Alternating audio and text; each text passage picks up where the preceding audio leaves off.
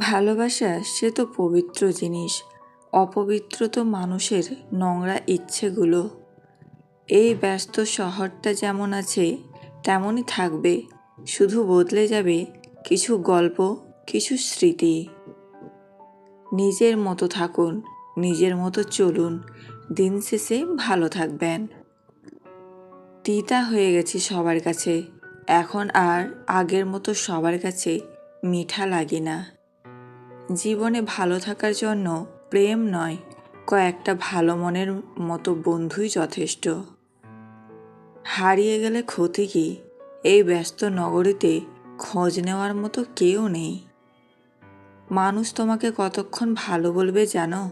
যতক্ষণ তুমি তাদের মন রেখে চলতে পারবে। খুব যত্নে রাখা জিনিসগুলো হয়তো ভেঙে যায়, নয়তো হারিয়ে যায়। তর্ক, রাগ, অভিমান করার চেয়ে চুপচাপ হয়ে যাওয়া ভালো।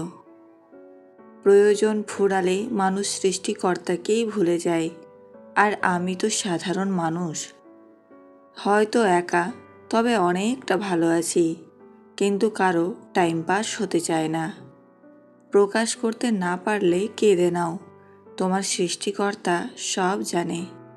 যেখানে নিজের মূল্য নেই সেখানে থেকে কষ্ট হলেও নিজেকে সরিয়ে নেওয়াটাই উত্তম। সবার সাথে কথা বলতে ভালো লাগে না, কিন্তু যার সাথে কথা বলতে ভালো লাগে সে বুঝেই না। আমি সেখানেও হেসে সহ্য করছি যেখানে আমার কান্না করার কথা ছিল। এই 4টি প্রশংসা যদি কোনো মেয়েকে করতে পারো, তাহলে সেই মেয়ে নিজে এসে তোমাকে প্রপোজ করবে, তোমাকে নিজে এসে পটাতে চাইবে।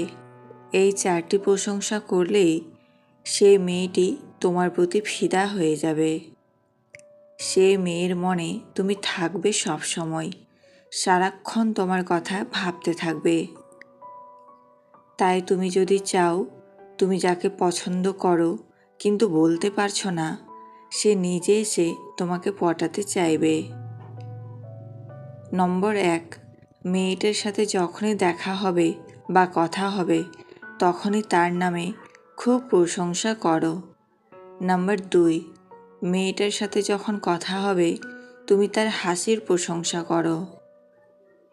নম্বর 3, মেয়েটি যখন নতুন ড্রেস পরে তোমার সামনে আসবে তুমি তার ড্রেসের প্রশংসা করো।